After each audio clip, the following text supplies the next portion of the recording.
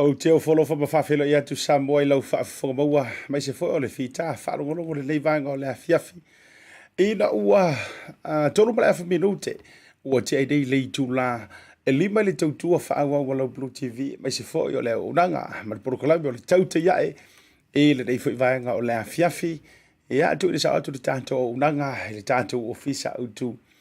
Ia I marukau nei mai se fo o le taimi masani o tu ina tuai le tātou poroklame ia o whae pa le whaafwakabaua si o tātou tiro I le deivaenga o le awhiawhi o folofa ma whaatalo whantu Samoa I ante o ele antuno pele le loto ia me se fo o le nganga manatu fo ia e le tau fisiringia le anga le lei o lo tātou ma teisili le langi ia wafu ilana pule whaasosoa o lana pule whaasoifua ia ua taitaina mai lo soifua lau le lehi mai se fo o lo wala vivai le fo po tātou toe wheiloa iai mo tātou so tuli ma whaatawhata pe o le tala le mo tole mali e toa I le anga le lei ia ma le alofa o lo tātou ma teisiri le langi Samoa whaatalofa whawhele ia tu whaatuli mantu a whape o lefto a e maua mai le tātou proklame lo na amtalia ia e iai lo ulangona mau tu ia o lo taoto I langotonu mea malava masao ngale mu uli fo I masao ia e me se fo I botali sa pai e le tua ia mo nga santu ina tu le nei aso e me se fo o tiu te sa la vasi pale fia ngai ma se o tātou botiru o te o folofa ma whaatalo whantu Samoa ia te oele atu no pele po fia le te maua mai ele poro kalame po o au te Ronei po au se Talia po Amerika atu moto le Pasifika Hawaii Amerika Samoa po o se o tātou botiru fo ia me se o tafa te tele o le lalo langi ia o te whaatalofa ma o ua wholo whantu ia ante oe I le neivaenga o le awhiawhi ma lo le folau ma lo a fua ai lau o maua le anga le lei o le tātou ma teisili le rangi ea mai le ngai aso te le o toi papole a uia ia I lau tapua inga maua le tiesi maua le ula fala ku ma le fu ai kua a whapela ke fia manga o ngai ke pisi la vai tausa I lisa ufua o vai e toga watu mulunga o le news feed ne yaso me se fola api o fōringa ele au su e fua ia o te vaverues e umau ta ua tia o ele me mane e tele a mai sa ufua ia e whawhite e fora ka o le mangu supo la vaia o le tangata e vave o I fo ia I loai e kau ke whakarikari kingi uma o I loai pi tau te tau masalo salo le amata o au ia ngā whaakau a lau fua e rei amata talonga vo I le nga le na whaapo le na ta ua sunga lau le mali toa ngā whaapo I kako engerangi ia ngā whaakari ia ngā whaatau wala ia mare mautinoa ia e iei le taimi e sisi a whapera le wa e toa e taupisi e longo fia ni tangata ele itaitai na iso na whaatuatua e ma lor to zamo le vesi soro mai lunga le sua ngā fua iyo me la lea ma naima ma na yo uso ia o tai ma uto uma to fai le vai malaya asiata por fionga le ngā Tasi a fumono aloli ia me la le mo le to masalo salo iyo au to te iyo to te toile masalo salo ai to wosi wa ia tau te vaila iei e ki li kau vi vesi soro ke su e fua le ni taimi ia toi wha malo antu ia te o tōwhia ngai mga luenga a whapeo e maua le nātou proklame a olo e anga I reo mota mulu lawa whaisi pisio le awala le refiafi upo moni lam o te oso a mesa le saule le awala le leo la fo le awala le luma Lambi Drive whaisi pisi tele nei la vai le masani ai Iyo, to jiti a fai tu lao polo ka ui luma la vor mato office kusa o le wa ilo mele office. A o le saula le I Cavendish Drive ia markona I moli le te off mai Lambi Drive. Fa fsanga I male ANC et fuile. O le metua pisi la vanga faisi umine tu polo ka tele le awala. Tele mai lo tele po o le mea oni roadworks o lo fa tonuina ia po le mea fo I wo fa tu ala luaini parade. Ile nei taimi o le afiafi. Ia ai na ona fai loan tu mo o tolu ngol wala fa sima se fo yo no timunga ia ma to o kilani te le siantia le tantu tala di tau mo fa fo tu la vai o kilani ai mo ma to la vai o kilani a biso south o kilani ia malingi timunga nei le afiafi ma se ele wala fa mali lu za va ai I ke wa e mao lau lau fa e pu fa pegi o le stangata wa ia o ka mai fu ala tu ngo se ta vale o ke lava ka malai kinga ka mai like you ngai le tu te si lai pi a fa fe o me le o le malo mal pleskengo Amerika e la ta manai le lai ti fa pene o ke lava la o ka manga yo ai o te kilo mai ngai ka vale so le e o le si ta vale ma tua o ka so le pese po vodi de mele le kongi ki mai iyo fa vai to ia iyo ese le kamba fo ile mau tua pe tape mai kua ese so le ai ko yo so me marka ma fa mo po nga le so iru molo manava iyo ko spisi ya ku iyo fa vai lu ila lo vai tu fa fonga samo ia na avelo le ta vale ai pe ke e mai le au vai ma le tau au o teo fo ia te o le alo fa ia na fui o fiu le le si ka vale nga na sau ku o te folo mai tua io ele ona nei po ona na fia sa war ka vale le tu wai au ta fala ya mo fu ala ta male le aver ka vale io o sa mo bala nga ola si fu sa mo ia na ngengo ku le mo fa pe nei to le tu ila le fu ala nga ka u le o e ta u le lo ala han wan ka malo ia to ya tu mau to le moli to fa ia le e tu ila le fu ala wala vai si fu afu ele ya la ya ia e mo lo male le mo poroka ma ele yor KFC le man rewa ia tike dai lo masiali ia ya u fo te nau ia le o nga te nau te le fo i lo fu a o le asilia tu le tu pe le o le a e tu tongi ai le sala na i lo le tupe fa ta we lo fu ya na ona ia la ngona fa pena ma le tu ala lo fo ia ta to lo wala var kinga le ai nga mar fanga ko ke le u fu o le to u fu tu le o ele te vele taval ia la nga te o distract ai low attention i wala ngol melita te ia so le kalo ma fa pengi ala ya lo i lu mal taval ia na ona mana tu fati ala tu atu o tafa ina imeane wo tu fa le tonu ia lo wala fai vai tapo inga o le nei alo tu isa mo wa fo ia le sailinga champagne o le po le lalo langi ta alo galiki mo le taimi mo mua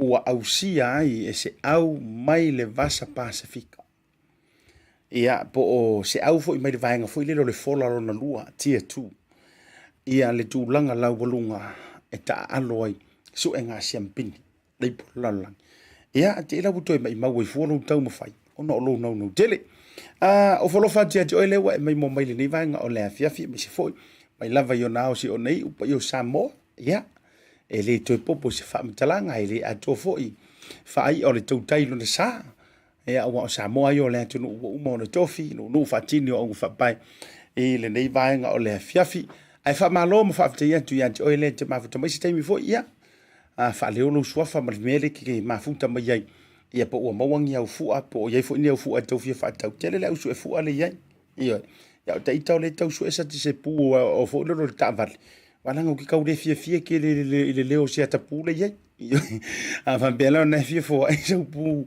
le o ke le fo ile ya mana ya la le tau su ese kamanga te mana ko nga kama fo ile le paparapo le pie fitu e leo ia le na ai fa malo atu ia ti oile ni vanga o le fiafi i nga luenga lo e fita i tunga yen ia a fea fo i le tatu fa talo fa mar fa malo na i tatu samaria nga le lei sponsors o lo lango suina le tatu proclame i le aso ma le aso le Tasi Market ia ma le lanto tu tua fai pea mai se ia o le ua ma ua yurunga lu fa talo no nga le zona nafi o le ua foto mai tatu containers mai Samoa o tanto tau mafa i o so o se tu ainga tau mafa mai lava tau mafa le ia se i o le sami fa solo mai ai i fa toanga ma tulanga fa pena ia o fo i tau mafa fo i e pi o tanto ki seinga o masi vai nga tua ia le fiafi poli tau le ua fa nga solo mai mo le tato unanga le Tasi Market silani tanto fa le lo le na o tu ina ndulunga o le tanto screen ia le ngata i leo le tanto o unanga le Pacific 40 male tan lo fa voucher yoi sau fa tonga mo Samoa ia te le toi tau popole le tupe la fo pe ke fa ko inga le au vanga le kalar ku pepele ai pau ale au nanga tau lo ma fo fa ma fa tu ina ole talo fa voucher mal Pacific 40 le layer kamanga ele se ling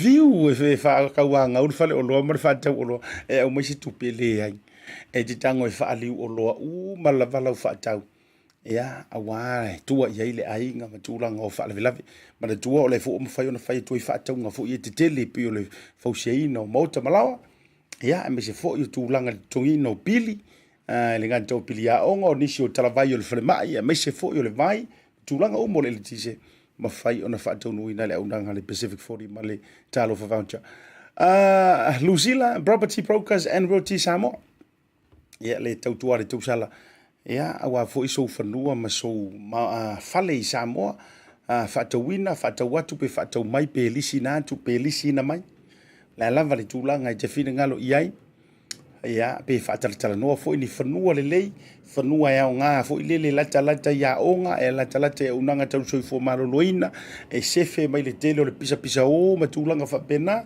ia fa so ta ile tu sala ia Lucila mai le tanto Property Brokers and Realty Samoa ia mo nisi o whaamtaranga ia me se lavo nisi o tanto o unanga o loo mawhai o na lima ina le tanto tautua a lau BluTV ia me se fole nei vanga la fiafi o ai tau tere ioi malolonga ia me tato whaasoa nisi o update mana nei lungo le tato porokalami o le tau tisira mai o le ai tatia dio luma tanto wipuia ioi mai se foi ia awa foi le tape na tu male anga tu foi le se linga champagne le tanto au mana tu foi le tanto mona online marketing ia e mafai ona fata wina ia tanto media funa u tu sisira mai lunga ia me se la tanto wi putia pe yo le ko sisira mai for kemi kamale ye uma ta la superstars ale NRL ia le ta alo le tanto au io ia male anto lo ia ile toa Samoa ia tanga vai po le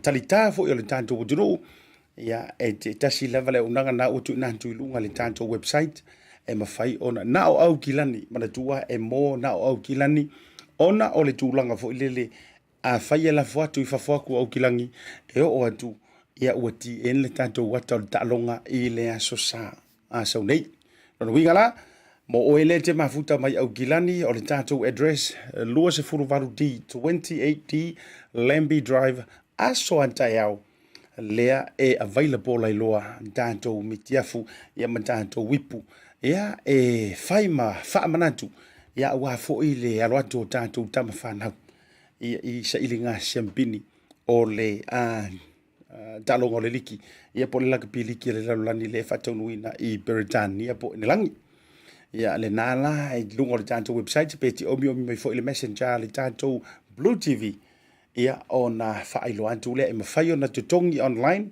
ai fa mole e te su mai e piki nantu ia low la 8 ia po o se putifo ile ia fo ile ingo fa penge o logi ala mai o caro fa skamoto skamoluai skamo kapkengi a Junior Paulo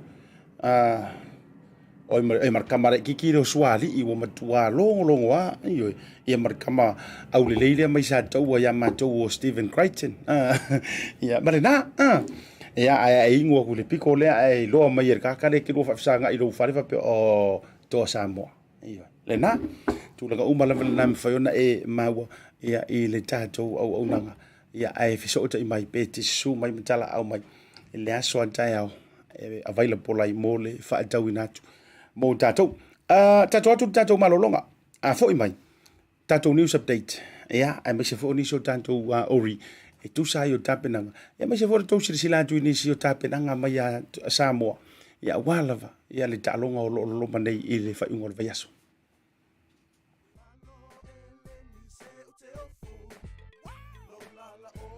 a faia te mo mia o loa mai Samoa manisi o atu moto le Pasifika pe yo fiti matonga e na o le tasi lava le maketi te mobia, le Tasi Market.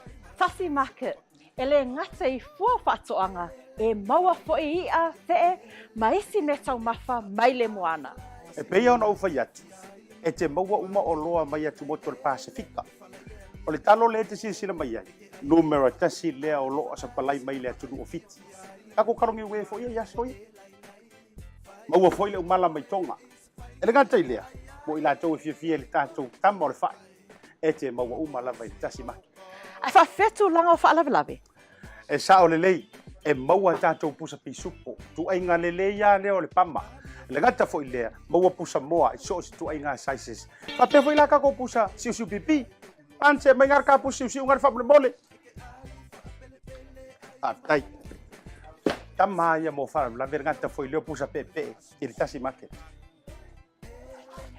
E maua fo e ipu mo whaalawelawe. In bulk i le Tasi Market. Ia le nā Samoa. A mai ala o na whai umalau whaatau i nei le o nanga le Tasi Market. Aua nei e tu muli. Ai alofa i nei o tātou ai ngai Samoa o le whea ngai markoviti. E iai fo i le lātou o nanga ua tā ua le MoneyGram. E lafo ai tupe mo ai ngai Samoa e le ngata o nisi o atu motu le Pasifika. E tasi lava le no fuanga i te whai ai tūranga uma nei. Le Tasi Market, whale o loi Messi Road i West Auckland, a le ngata i leo papakura i South Auckland. Can you be my wife?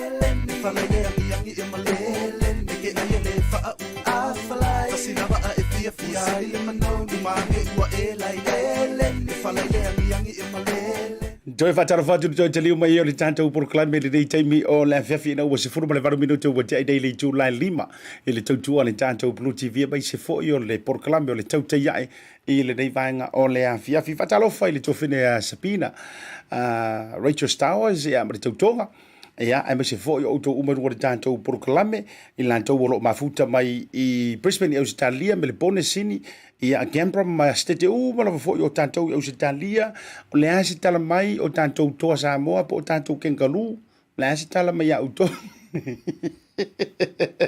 sa ko inga ho ile no le asi kala mai era woni illa io ia o i fo i tātou te loai e na ona tino lava o le tātou o tunu u ia e sau e peo upo le tusi pa ia ai o le a tātou leo uma ia Jakob e sa o lau tala e nga onga ngofo i Australia e na ona nonofo i New Zealand na ona nonofo i Amerika Afrika o fea lava fo i ho i engelangi i oi ma tunu u mo lalangi ai o le a tātou leo uma i le leo le tātou whaasino manga au te talitonu fo i o le tūlanga le na o lo i ai le tapo inga mausi tātou o tunu tofina ia Lucila i oe le mafuta mai le vanga o le fiafi ia ai mai se fo i o le tou au mafuta o le hali tala o tātou se uso ia le au pepe fo i le Alexandra po le tofaya se umanu le mafuta mai marfretu ba tausi ina e Australia i oe o le hali tātou moana pe mea mata ia ai mai se fo i ia Melissa Soon ma le tou vaenga tupou mo hofo lau mau manuma ma tau mavtanga me se fo pa ma to manongi fa talo fantu ya nga tai lea o Fatima e Randy Kimoto fa talo fatu ya te uma ya me se fo ila ya le vaenga le mafuta mai na Ipswich i Brisbane au Australia au Singapore longa ma tau mavtanga li leota watching from Compton, California. Oh, straight out of Compton. Ya me se fo o to uma lo mafuta mai su se state America. Wah, mai o tō mau tō tā pena penanga. Li leo tā, ia, ma lore mafuta mai, ruta niwawa, masoe. Le mafuta mai le vanga o le fiafi, ma lore mafuta mai se fo o lena to o vao, tu ia Josefa, ma le tō fo i vaenga, ioi. Ave sa vanga ofe a kawika. Vaiala Joseph Smith, le mafuta mai la loi le lo mua o le tātou apu, ia ma tātou fruit sili ona saunga le mu ame se foi ona sui fu malolo ina ile to tele io e malolo va mafuta mai malolo fa to Rima Norris ia me se foi le to mafutanga se uso ya Stefano au nese Corinne ma le mafutanga le vanga le fiafi o folo fatu Asiata mo o to uma la va ma se foi o le niva sapeta i ma to foi mafutanga le vanga le fiafi me se foi ia o le mai moanga isu fo alo fa taile mafuta mai ya me se foi o la venia binda le nei vaenga o le afi tatu atu i tatu update i le o le ua whailo mai le lo whalile la whier kaku karunga whamaka ke fia le lo whalile o tu ina ndununga le antor tangata le o le whatulanga mai o lo whalino meritasi ia le sunga ia Ashley Klein le sunga ia Ashley Klein o le au se talia le tangata lea o le a whaafoina le tātou taalonga. Ke o fofo ika iei. Po ai e whaia ki kula fongo whaape ngei le matua whai mai luma o manta o le lalo langi. Ia o whiawhingi mea o le kau ke whainos. Ta dia ia le whaatulanga mai orona nume le tasi. Ta dia ia le whaatulanga mai orona nume le kasi le lalo langi. Ia ai whakulanga mai po le hale lanu o lana au, pe isanga au. Whatu wai fo ia, ai ana tai whaapere whaingo nei mea pe o whaingo whaamasingonga. Ia ua tātou whaalongo foi le upu foi le leo lea, conflict of interest. Whatu wai fo, o le tangata lea, le la tautu ifo, Ryan, can you put back a photo le sunga le laufali? O le tangata lea, lea sa whaafue ina le tātou rua i tālonga. Ioi, kama foi le ngā ongo se furu wai ea engelangi a tātou leo i leono Samoa. Kakalea, tātale na popo le umai foi. O le le ngata fo i whaatatianga mai o le CV le tangata lea. O le numero tasi o lo fali lo whaatulanga mai ele tamurusanga le liki o le lo fali numero tasi. I ta'alonga lava ia le liki, ia ua leva o na lau fali tonu Britania, ia lau fali le Super League, whaasoro solo mai sau foi le NRL, le tangata le nei o le Ausitalia.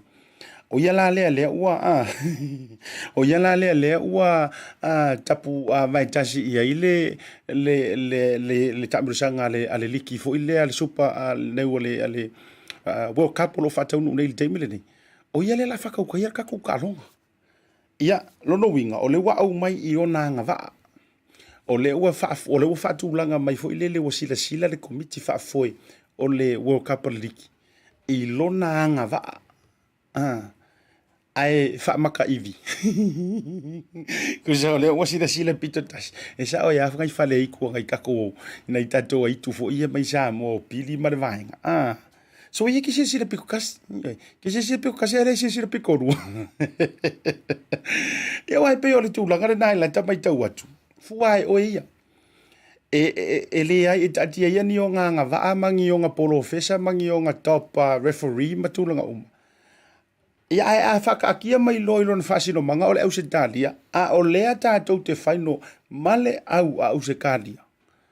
Ia o whia kakia hiri kongo ia mea mare sao. Hei tuai fo.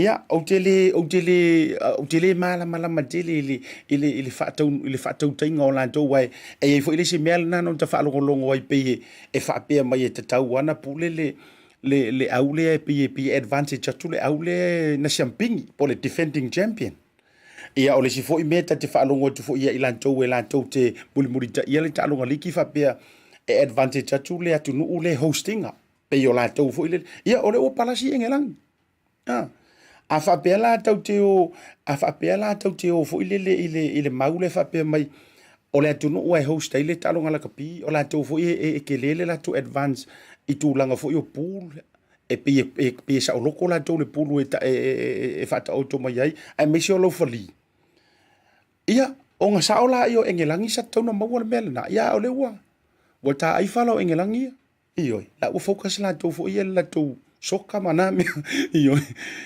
ia a le la ua sa ua whatūlanga mai I o le lau whali e le Ausitalia ai mana tō fo I le tātou tālonga le na tēnei ia ele fa pe foi a me o tātou tau te iloa fai tau le tūla fono le kuskula fongo le liki. Se a o mea e te wailo fo iro soi fuanga lene, ele isi si pito silinga le leilanga lau fali, na ilo o ele te mata I tālonga. Pe ke la kapi, pe ke le la kapi, se ele ela lau wa ai ele ela le sila ele ela fo ilau mai tau. Le anga o tātou e wha vai me le ufa sa mo foi lele, ele au wha lele ele au mai kau. Ke ia lau wha pela au wha lele ngā o le wha lele ia ma whelele ia koa ia. Le ia le o le fo e mai kau a kua I le au suru ie. E tele fo ina ia ngā whainga maa ngā whai unga. Na matua wha le tōnu lava I le tātou tālong. Iyo. Ia a o le fo ila ua toi sau e mai e tau te e lau whali ina le tātou tālonga I le whaino. Ia. Tātou tālo sia ia le tau ma whainga le tātou au. Ele muiti ele pe fo ele mate le la mepa o le whatuatua. Ia matua fiu fo ingi konga fiki. Ia a whaia ua umana whaporo kalame. Iyo ele atua o le tātou taimire nei.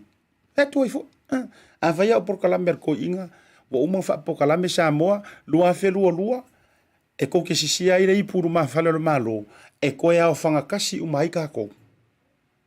Mai manga yon nami. A whaapokalame na le tua. Se longa ave rei pure Samoa. Ke la longo i e koe whaawo umai a Samoa. O i e toe au whangatasi umai le toa tele o Samoa. O lo varfo ngā waa, o ainga o lo varfo ngā waa.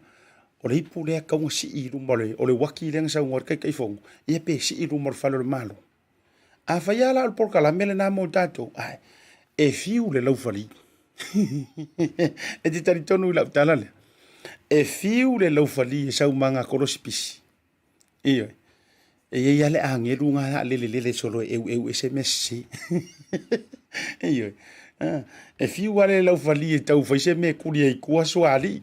Iyo, e fiu e tau whaise me tuli ai tua ia tunia Paulo, ia kau whaise me yellow card pe red card. Iyo, e wha se solo ai lau angeru ngā la. Nā la si o mia ile tātou ta longa. Ia, ai mana tua fo. Ia, e wha pēr mai fo inisi.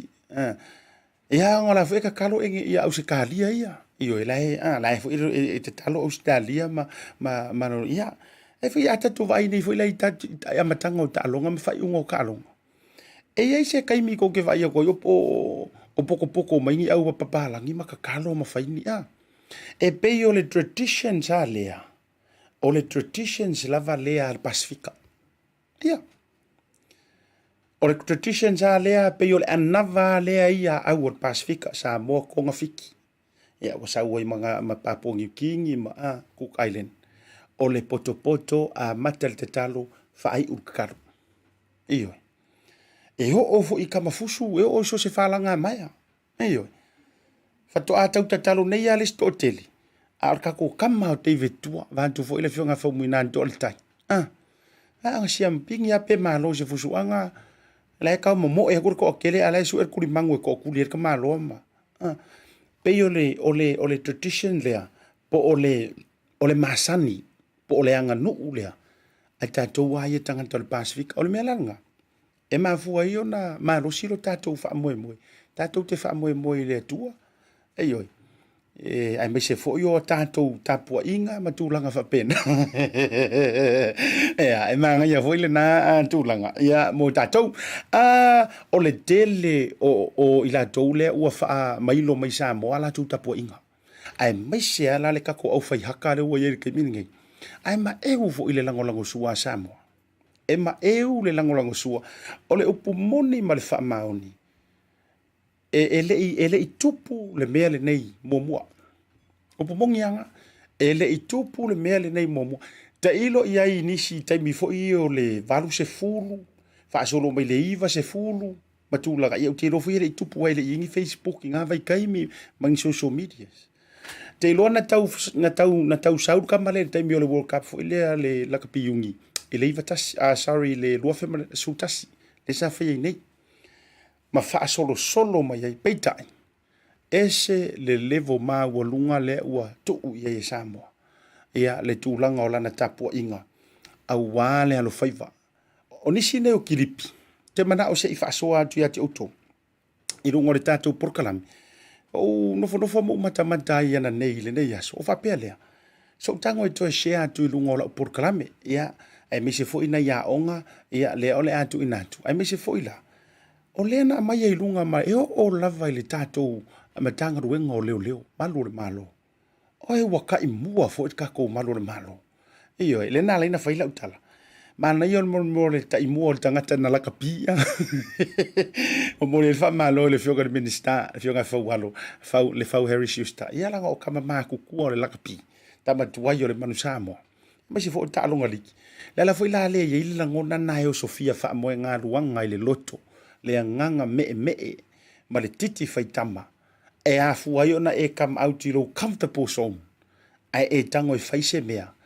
Ia ina ia whailoa ai lo loto fia. Se sila mai laina i kama i kiripi ia. O le mua le lalu atu o le matanga ruenga o leo. It's a clip from our Ministry of Police i Samoa.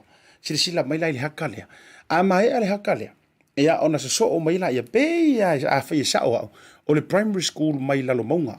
ai sisila mai ia i le tatou haka mua lea lea na saunia e le matanga ruenga o malu re malo i Samoa.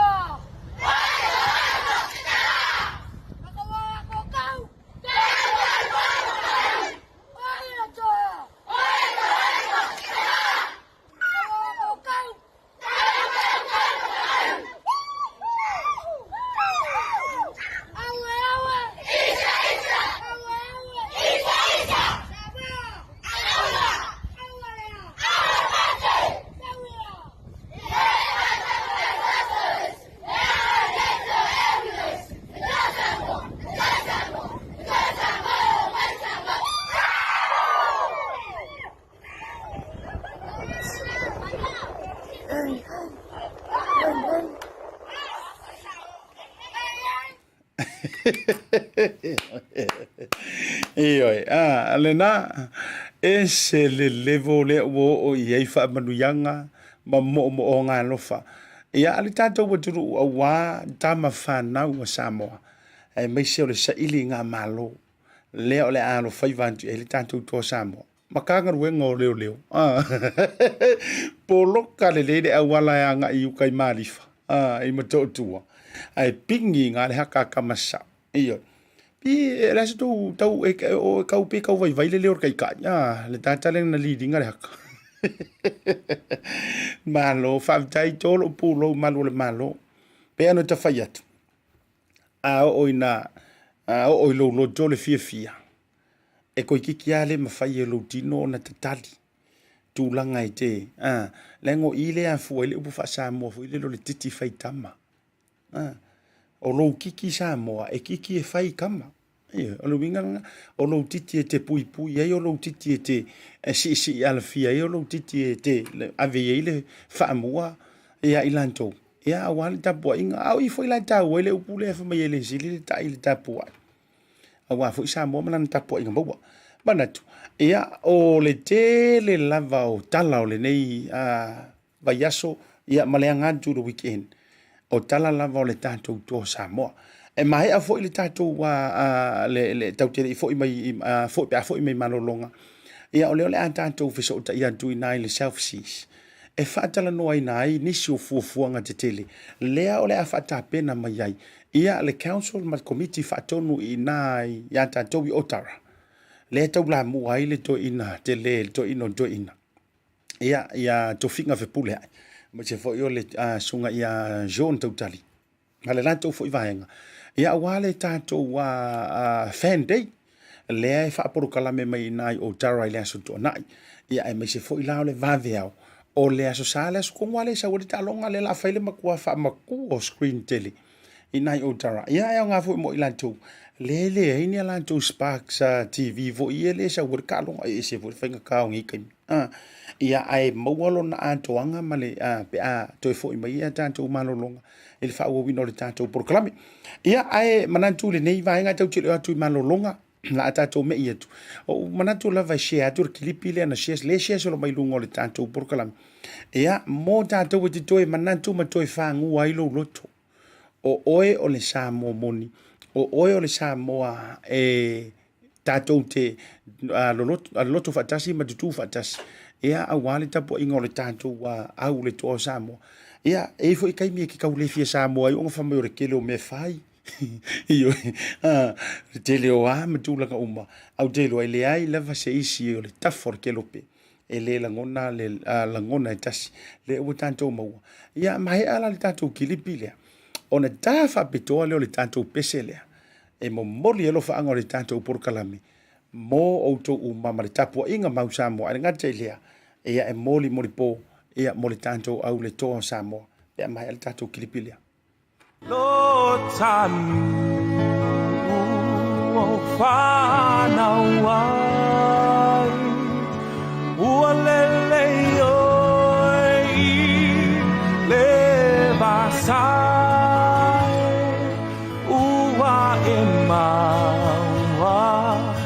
Mai lunga o le tofi aunga Samoana alama fai aine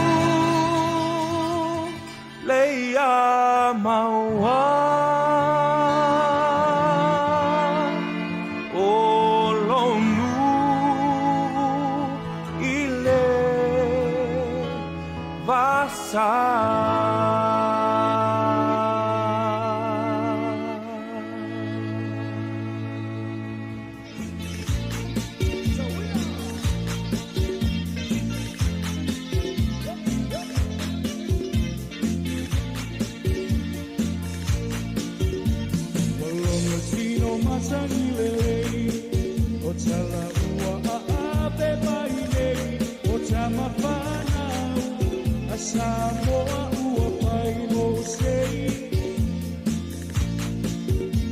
Lauta alo wa malieo Alo sa ili malo Ua ilo ai O Samoa I o mao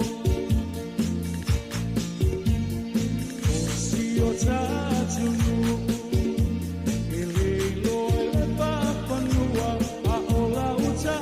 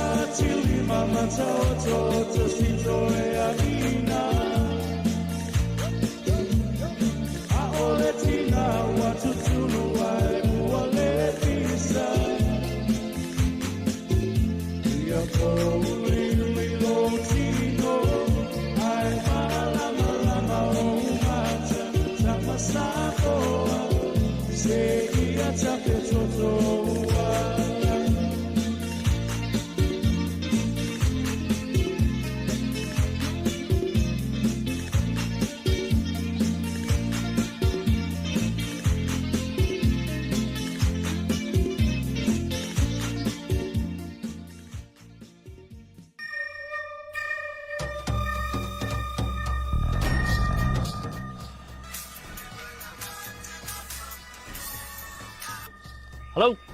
Happy birthday, Us! Yeah, happy birthday din ko makiva. Saya mengana mo video ko ay. Among yo kulos fanga mo makulong talo fakak joy celebrate los fanga yo chamisina. Sorry, if you po. Ah, sorry. Ang amin kasi los fanga of sin befi mo.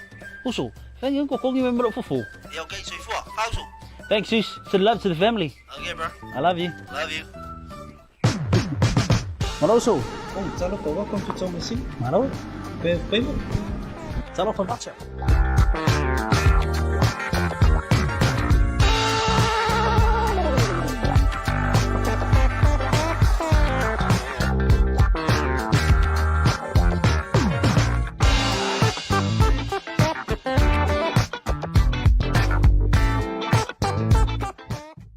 Lucila's Realty is here to help our people achieve the best results for their properties. Whether you're selling for the first time or have sold and moved on before, we want to make sure that you are well informed and know what to expect every step of the way. We can get you the best results for your property. Whether you're selling to relocate, upsize, or downsize, you've come to the right place. We manage the entire process from start to finish. If you're in Samoa and want to get in contact with our team, please call Lucila on 725-0965. If you're in New Zealand, please call 021-082-05466 or email sales@lucilarealty.com. Lucila's Realty, helping our people achieve the best results for their properties. Toi whawhira atu toi te liu mai o le tātou porokalame o le Tautai e le nei vanga o le afiafi la unanga ma le tautua lau Bluwave TV po lau ngana moana le nei vanga o le afiafi. Le ua tau sirisira mai Samoa o mawhaatasi atu ea ma sui tautau o le toa Samoa. Ioi. Once upon a time. Ea o le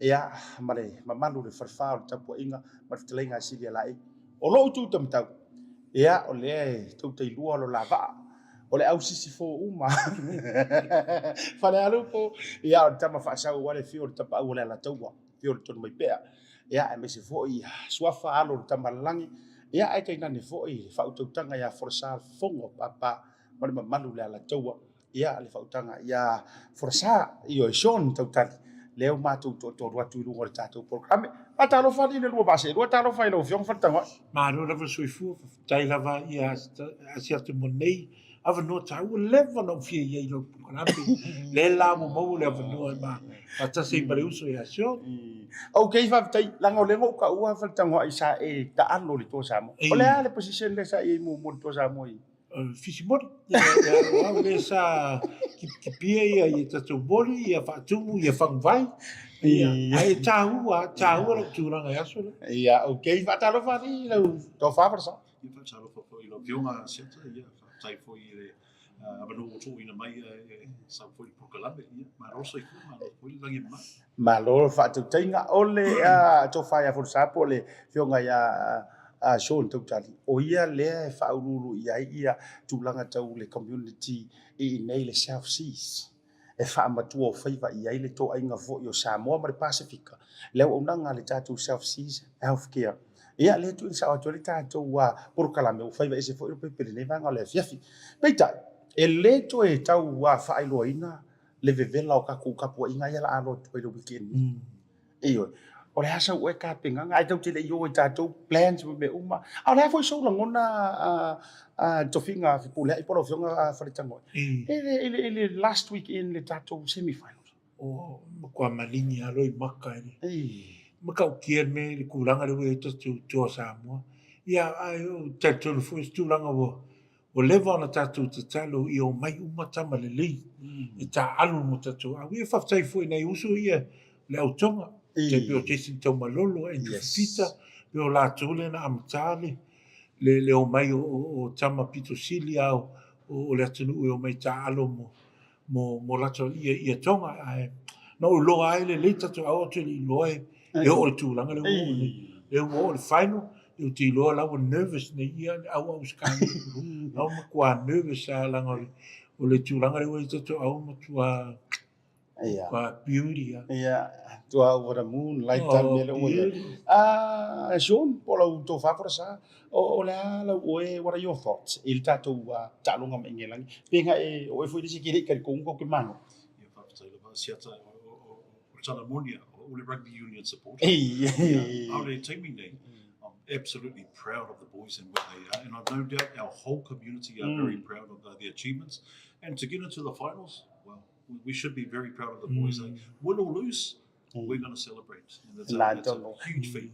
Iyo, whaktai Shaun te lora utara mali Fepulea'i me se fo o Tautali. O le mo te campi I le tō no fuanga ni. Mana tue whakua whale kua I le mele sasa mai king palau mana tō tele lau whae e le Semu e soli. Iyo, me toa le ia Semu e le whaia tu lifo le solo ta avale parade I lumo le awala le o Tara Road, ka milo hai Birch Road, ka mia I kua I le shopping center. Ia ai piwa maasani e fo ila ta waranga le wasa vale matu fawa ia soli e Fepulea'i me se fo. Talua lana tatou malo mai a falangi, malo mai a tonga. Malo ia ingelangi. O lea whiangai ia mantou mai whae e pu. Ai piwa maasani e fo i o talinga. Ai a tatou Wellington e Ia tūranga fo nai tas. Ia ai pe ia le mātou I le tō te le peo ne. Ai o Saturua, you know, we're really happy. Ile ngata ele representing o Samoa. Alai alu foi se pau ale le tunu Pasifika. Le o le final. Ia pe o lai eu ma tau mai ia ta so tunu Pasifika fifia uma le konga. Ma ko ainga mai le konga. No fanga mai ni we. Fifia uma. Ai wa ka fai meli uma mai a o. Ia la se me a email. E te lora la tala Tautali ma Fepulea'i. O ro kiesi ria. O lewo mo o mai le te au kanga kai le beli mai kia. E pe kiri ka mai ka. Iyo le fa mai pe fie se tau e tau. O la se ro mana e tau na auction lo tiesi pele e tau. O le tiesi ngai email pe ese si me o. Ia tai. Auction ma. Ka unga sai e te o wala mo. Ka kongo le tiesi ngai mga o le kaka ngai. Le internal. It's the inside. Ia alena. Okay, o le la tatou antu le vaenga ta ua fo ia na ta pai so ru fina ngalo me se fo yo ta pena nga mo le fai mo le weekend. Ia amata mai lau fionga fale tango ai o ani nai fuafuanga ma le tau whaata mai yo se tūlanga mo tātou le fo ia nei sa fo kilani me se fo le kako piko o Tara. Ia awale alo antu ta pena nga mo le alo fai por tātou. Ia le o pise ia le uso ia Shaun a mesi I male council ma nisi tangata tāu nei o Tara. I lua event, lua wha moi tāu ai o le event mua le wha pe whai le tā le lima le afiafi, le astonai, le sulu iwa o November.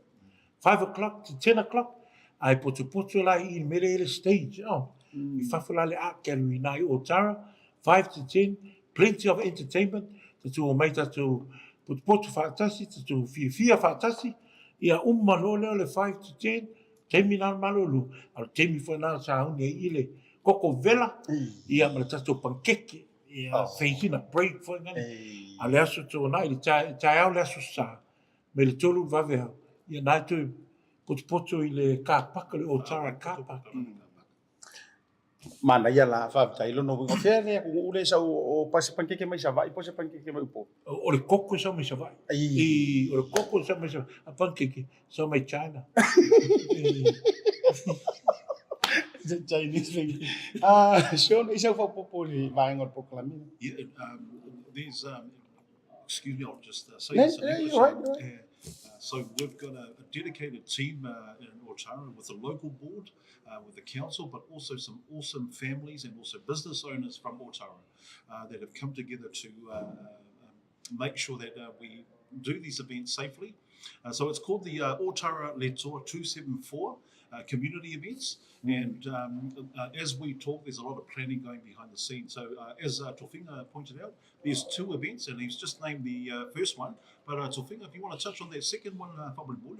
The second event we have starts at 3 in the morning. It's going to be out in the Otara Market car park.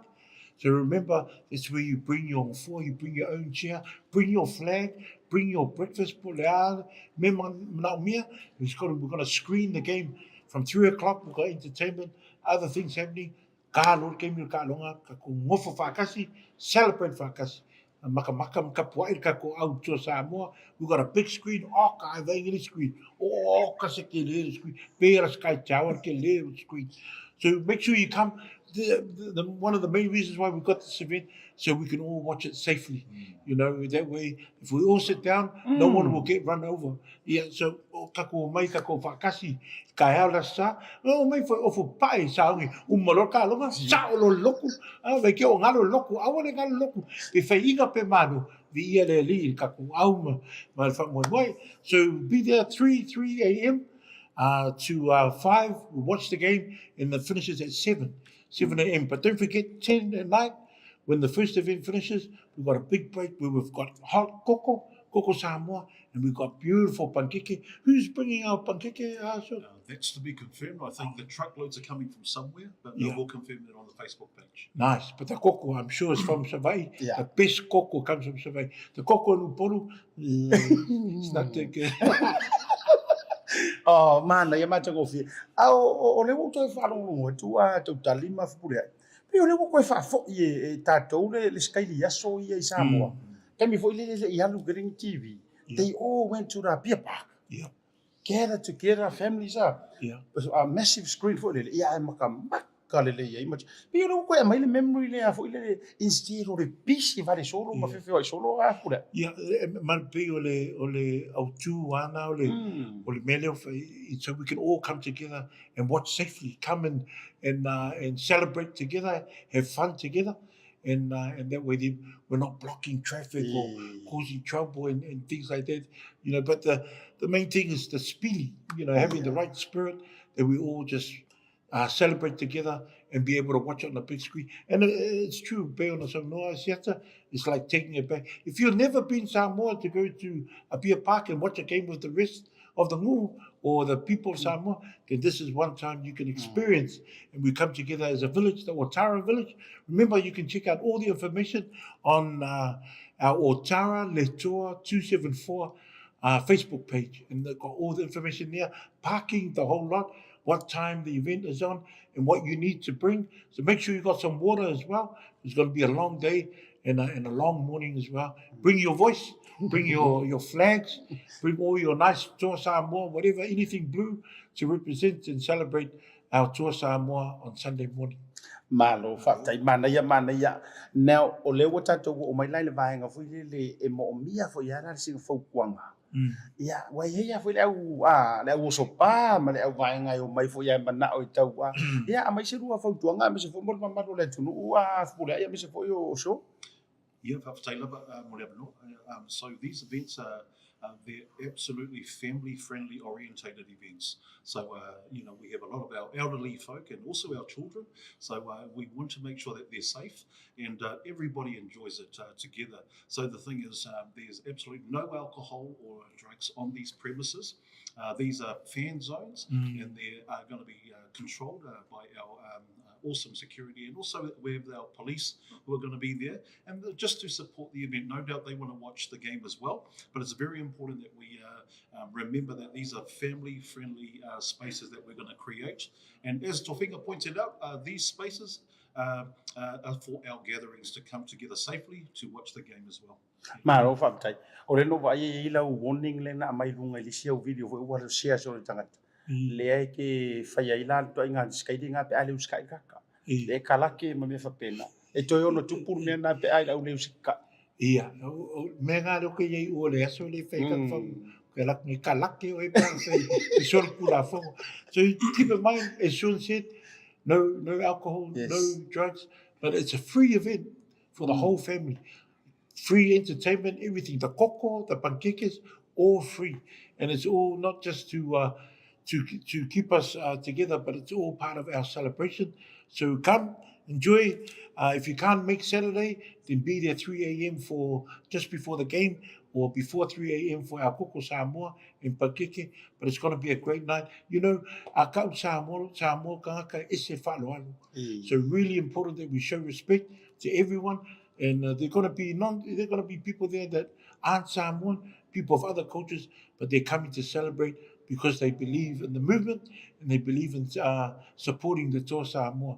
So to all of you who aren't Samoan and are supporting our awesome Samoan team, thank you very much for kai lava lea lofa and looking forward to celebrating with the rest of our people in Otara, number one place to celebrate the Toa Samoa this Sunday. I can quickly add to that.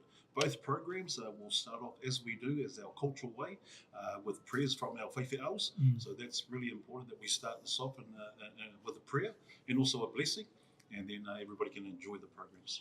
Malo le nasa mo le ua wha mai loa tu e tamali nei e oi le fo tu ula fo inga ruenga fita i tunga ia le fionga wharitangwa e mese fo to fa Folasa ia le ua mai e matule la whaasoa e mese fo i o le tuala lo wale tatu o tunu o le ngalo stonai dao le lima le afiafi anga i le se furu le po ia pe mo o tau e au mai i le tanto fan zone mo mola ia a oniso details and fauna to e asile sila e lunga e tatu flyers ma tatu posters solo tu inatu aso afa pete misi le na ia le foi fatu longa mai le si le tao le toru le paveao ma ko le ko le via fi o kare ko le kare ko ru sa o lo ko i ko kasi toru le paveao ma to tatu ta longa kick off le for fa ele paveao no winga e tu bla e fa vera mai ko sa mo mai sa tau ma fale aru puma fale lima ia le afio kama ia ele kick off le tatu ta longa ma tu o ni ngalo ia o le aso sa pati fo ia le ile na waulia ia tatu te fia fo ia ia le fia ma le u failo atu ele fa tangaina ia le ava malosi ma ava fa saina ma tu lang fa pena manu fo o leo mai alo ma fana o au ma ko fanga ia fa pena fo na let's enjoy as a family pe ona failo atu ia ona fa si fo le tatu wa fa so le fia Fepulea'i fa pe fo ia so o le tau maua ia urei tau le e ino fa tanu nga tau tai au lungo le project pe se vai nga tau ona fai lo ai mo tatu o le fa mo tai au la o le fitu la fia le project TV3 ia le la fai ia mato fa salonga i lungo le ea la interview i mato e vai Fepulea'i ia fufuanga mo le celebrations weekend le la o le fa salawa ia le i tatou whamoemoelea, ma o le hawa no foi e te tūma i tai au, e pue la po le awha lima. Le la o le a iei a Asiata malanga tusi le tō Samoa. Ia ma nisi foi tama o Shaun, ia ma tō tero mātou ia nei SouthSeas, ia mātou fua Samoa, celebrate ai ma amata ia celebrations i le asfalele. Tai au la le project i le July 5. Ma lo ingala ava pete fi mana sa wai lo wata e la fa tala ula tu lungo proclame o ele kalu so ngai miki la le mana ia a fai fa fo mai le mato proclame te bin ai e ye lo so ngai miki o lo la e o te pole a mo so fu pele mo so fu sa wo ke lo so ne mo fu e mo mau tatu fu ata ai o mai tatu lango se fa hali la o ma le tu project kamera sa TV free le o mo lo news so lo ia oi foi ngai lu karo la va ai mai le la lo langi o karo ku a vai fo le vana tu ra pe ele fa nga I for lang ai o mai il te bile dei it's not about o individual people it's our collective effort o ka tu vatas ia e moli ma fai lo en tatu uso le la sa ngi kau Ia. We are behind them all the way. Tai au la le lima. Lima potu mai nei. In the SouthSeas. Ai lunga la le e le fitu Ai ia lunga tatu. ia le na. Logo winga nga o manga pui. While making your way home, e ka ngurot fun. I live my lomar kam. E wa. Ala fo mai mami. Sa o ala nga lu lau pe ai ol me. Ele ka fa vale lau pe. Yeah, okay. Final words. La langor tatu por kala me mulmuli le nei a le Tautai ya ele nei vai aso. Ya sa uni ele o talonga. La feka ko peki. Ia. Amaka ya ile to fa forsa. Ka ko final o ye malo o fia ai. I'm going to go for Tour Samoa 24-18. 24-18. Nice. Patagoi. Luas fulu van ya to Samoa. Malo to Samoa. Ela ro fo, mara to Samoa ela fa la walu le rest. La walu. To Samoa. Golden Point. Yes. To Samoa ai Golden Point. Pole alava e Golden Point. Ya, le na ole tatu fatanonga na ma tamali nei vanga any final words before we close? No, just a lofangas to Samoa, to au I we love from mo lasa ia mesiasi tamale o Crichton isa sa kaua boy. Oi, ai kama me savai. And la fight team la fight. Sa tawa team la fight. I ko kele al kako, but all the best and to all our people supporting to Samoa. Just be safe, look after each other, and celebrate well. Be loud and be colourful. Yeah. Same message, and this goes out to all our supporters, not only in New Zealand, but right across the world. And no doubt your program is all across the world. Is Yes, that correct? absolutely. So I just want to say, be loud, be proud, and be safe. Faftai. Le na ia o le mātua o le fo ia o le number one fans al tatou polklami. O le sunga ia Mr. Matai Watch. Ia Tamo Williams. O le tatou sui fo na le BluTV. Lai o ile I tatou e tele na mai update. So le lai mai mo sao mai le I kaku so pass our messages ma alofa anga to our to Samoa el coach e mesi fo pulenga e mesi fo to fire tuilangi Fred tuilangi ia mala voice. Lucila's Realty is here to help our people achieve the best results for their properties. Whether you're selling for the first time or have sold and moved on before, we want to make sure that you are well informed and know what to expect every step of the way. We can get you the best results for your property. Whether you're selling to relocate, upsize, or downsize, you've come to the right place. We manage the entire process from start to finish. If you're in Samoa and want to get in contact with our team, please call Lucila on 725-0965. If you're in New Zealand, please call 021-082-05466 or email sales@lucilarealty.com. Lucila's Realty, helping our people achieve the best results for their properties. Ya, toi fatalo fatu le toi tali mai o le proclame mai malolo ma sani o le sa to mai mo mai ia ile ma to fatalo ndonga. Ia mai tamari I fo yo le tanto o duru o longo fo le lanto fo tutua. Ia le ngata o fionga falitango ai Tofiga Fepulea'i aka the laughing Samoan. Ia male faulungo mata upu tau e tangata lo tele le unanga le SouthSeas le tofa ia Folasa po le Shaun Tautali ia le sa matou fatara no atoa ia julang ona I fa moenga o la to plans ia mo tatou fan zones e lua I vai nai ia mo tatou I o dara afa pe foi la o le te papa o la tala mai o dara ia afe mai ia la fiafi amata fo I le lima le fiafi o le so to nai ia ona tapu nia la I le stage le nai le tau se fulu le po ia ai afa pe te no nau lava ai ma tu fo o le sivaenga na po u le matou fatara noanga o le World Cup le nei fanga solo nei le o sau le sky ma tu fo la to tele la nai ai no ma nai tangata e fa ale o mala me tele mai le o access fo pe subscribe I le sparks ma le fa ngola to fo ia packages afa pela o le se o nanga fa pena pe tele o maua tele na su e live lungo le Facebook E le ai se isi awala pitosili ona mata ina ai le tapua inga ma le mai moina o le tātou au. Nei lolo tala au mai lai le vaveao le asasa. Tau le tolu le vaveao. Ia se tapuni le fitu po le tau le valu. Ia le tātou fan sound na lua lea. Ia e mawhai ona e mai mo ai. Ma tātou malau tangata lau tele. I lea vaveao. Ma tātou ale aitu mo tātou ale anga whatasi ai.